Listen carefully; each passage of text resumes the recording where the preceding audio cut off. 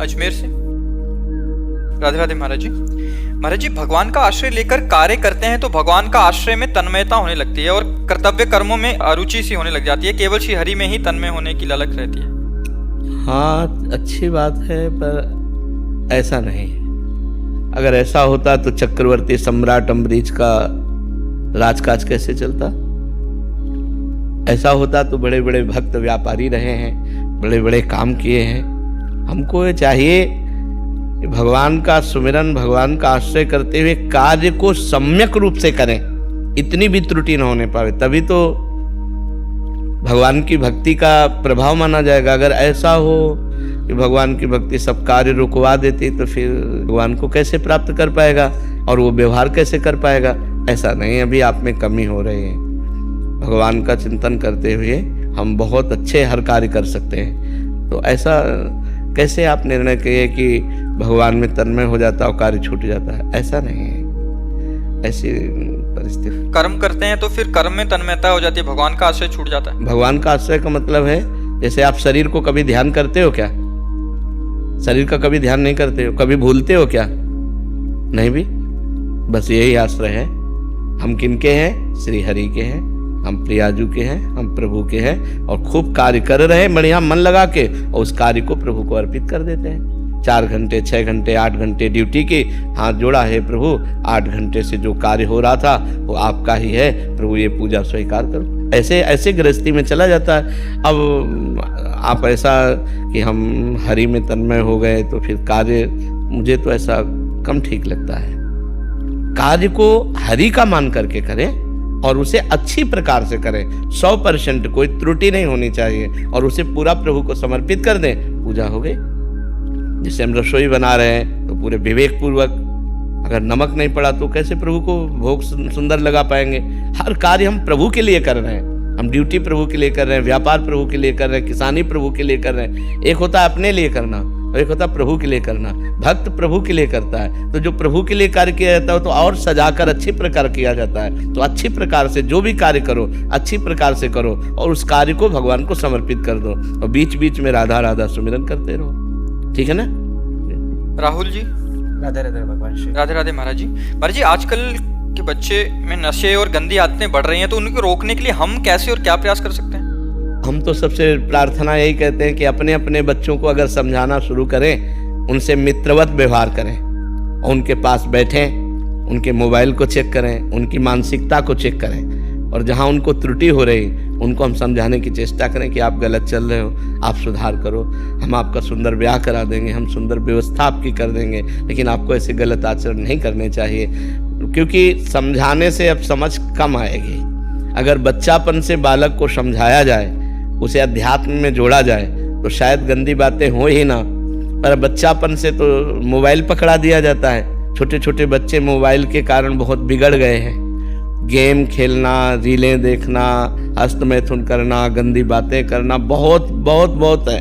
बहुत बच्चों के जीवन नष्ट हो रहे हैं। जवान जवान बच्चे इंजेक्शन लगा करके वो जहर ले रहे हैं, नशा ले रहे हैं, और बॉयफ्रेंड गर्लफ्रेंड सब गंदी बातें हो रही हैं। तो हमें लगता है माता पिता बच्चों को अगर क्लास लें एकांत में, उनसे मित्रता पूर्वक और धीरे धीरे उनके दुर्गुणों को उनको समझाएं कि इससे तुम्हारी हानि हो जाएगी, तुम्हारा जीवन नष्ट हो सकता है, इसमें तुम फंस सकते हो, तो बचाया जा सकता है। और अध्यात्म के बिना किसी के जीवन को पवित्र नहीं किया जा सकता।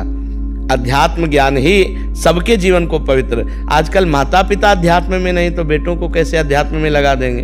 अब अपने माता पिता के आचरणों को बच्चे बहुत सूक्ष्मता से देखते हैं, उनके संस्कार पढ़ते हैं। तो अगर माता पिता आध्यात्मिक है तो बच्चों में अध्यात्म का सृजन कर सकते हैं। जब माता पिता आध्यात्मिक नहीं है तो उनमें बच्चों का कैसे कल्याण हो सकता है? तो हमें लगता है पहले माता पिता सुधरे, अपने आचरण सुधारें, अपना व्यवहार सुधारें और खुद भगवान की भक्ति में अपने चित्त को जोड़ें और भगवान से प्रार्थना करें कि हमारी संतान पवित्र विचार वाली बने, हमारी संतान बुद्धिमान हो, हमारी संतान स्वस्थ हो, हमारी संतान आध्यात्मिक और लौकिक दोनों उन्नति करने वाला हो। तो हो सकता है, नहीं तो बह रहा है संसार, असत की तरफ बहता चला जा रहा है। उर्वशी जी कनाडा से। राधे राधे महाराज जी। महाराज जी, बिना भगवान के कुछ नहीं मिलता। मुझे भक्ति करनी है पर हो नहीं पाती महाराज जी। मुझे अपना अंदर भगवान के लिए प्यार चाहिए महाराज। नाम जप करो, नाम जप। भक्ति का शुद्ध स्वरूप है तदर्पिता अखिलाचारिता तदस्मरणेन परम व्याकुलते थे। हर कर्म भगवान को समर्पित करना और भगवान का नाम जप करना। थोड़ी भी भूल होने पर बहुत हृदय जलने लगे कि मैं अपने प्रभु को कैसे भूल गई, यही भक्ति का स्वरूप। वह क्या कठिन है, राधा राधा राधा राधा राधा राधा। जो नाम प्रिय हो नाम जप करो, और जो कार्य कर, मानो झाड़ू लगाया, पोछा लगाया, भगवान को अर्पित कर दिया। रसोई बनाई, वो समय वो कर्म भगवान को अर्पित कर दिया। बच्चों को सजाया, दुलार किया, पति की सेवा की, हर कर्म भगवान को समर्पित कर दो, ये पूजा हो जाएगी। नाम जप कर रहे हो, बहुत सुंदर भक्ति बन जाएगी। इसमें कोई कठिनता थोड़ी है। प्रातः काल से उठकर अपने परिवार की सेवा करो, उसी को पूजा मान लो। बस नाम जप करते रहो, नाम जप साथ में है, और जो भी कर्म आप कर रहे हो वो सब पूजा है, उसी से भगवान की प्राप्ति हो जाएगी।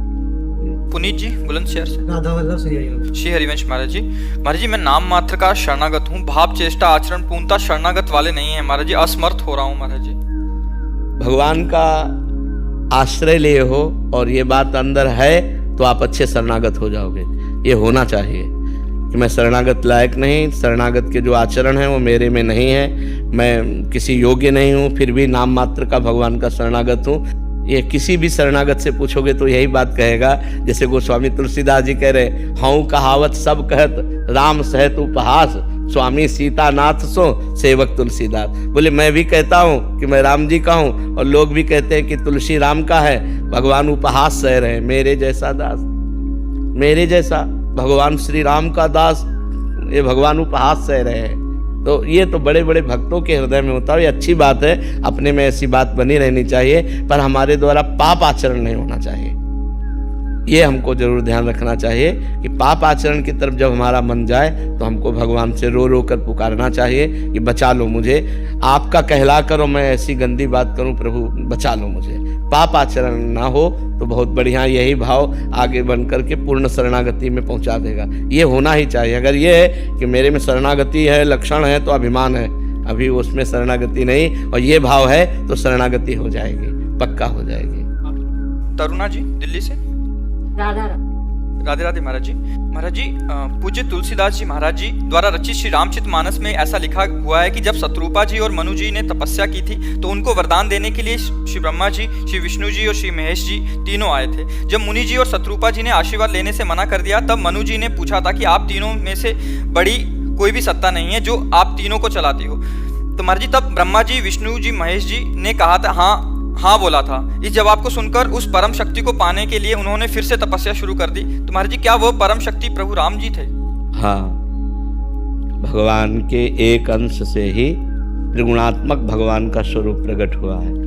जो त्रिगुणात्मक माया का संचालन करने के लिए रजोगुण ब्रह्मा, शतोगुण विष्णु, तमोगुण भगवान शिव, ये तीन गुणों का विकास हुआ। रजोगुण सृजन, सतोगुण पालन, तमोगुण विनाश। लेकिन इन तीनों से परे जो अवतारी हैं, जो सबके अंशी हैं, वही भगवान श्री राम हैं, वही भगवान श्री कृष्ण हैं। ये अंश रूप में तीनों देवता अपना अपना कार्य करते हैं, ब्रह्मा, विष्णु और महेश। जब उन्होंने इनको स्वीकार नहीं किया, इनसे कोई वरदान नहीं चाहा, जब भगवान प्रकट हुए तब कहा मैं आप जैसा पुत्र चाहता हूँ। तो कहा मेरे जैसा तो मैं ही हूँ। भगवान ने उत्तर भी दिया कि मेरे जैसा तो सिर्फ मैं हूं, तो मैं ही तुम्हारा पुत्र बनकर प्रकट होऊंगा। तो वही अरूप, वही निराकार, विप्रधेनु सुर संत हित लीन मनुज अवतार, वही निराकार आकार धारण करता है, वही अरूप रूप धारण करता है, और बाल स्वरूप होकर के कौशल्या जी की गोद में जो समस्त सृजनकर्ताओं का सृजन करता है वो प्रभु है, वो सच्चिदानंद भगवान राम है, वो सच्चिदानंद भगवान श्री कृष्ण है।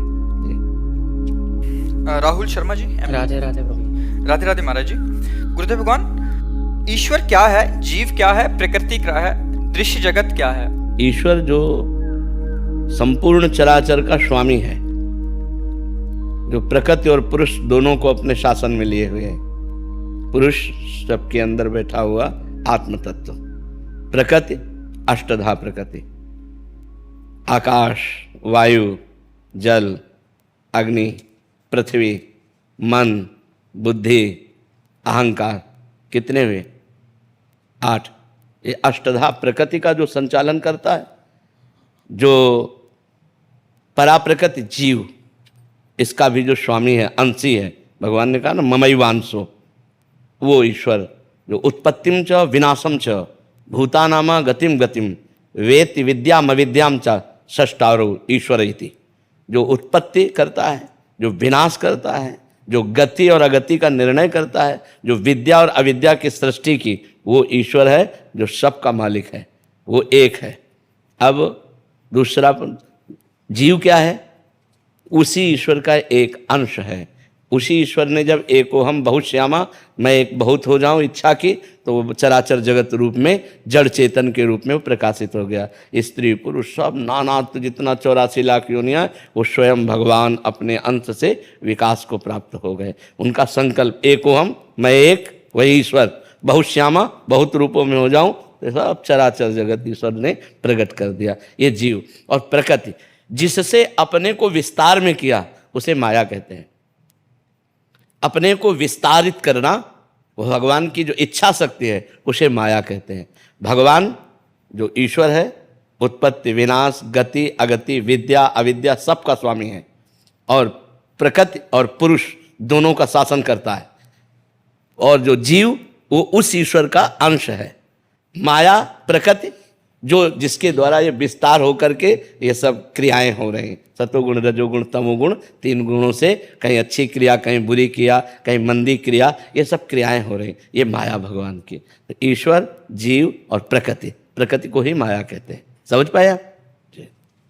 अभिषेक दीक्षित जी। राधा वल्लभ श्री हरिवंश। श्री हरिवंश महाराज जी। महाराज जी, आपने एक सत्संग में बताया था कि ये जीव कहना चाह रहे हैं कि जीव प्रभु के साथ ही थे और हमारे अलग रहने या खेलने की चाह उत्पन्न हुई जो हमें इस धरती पर ले आई।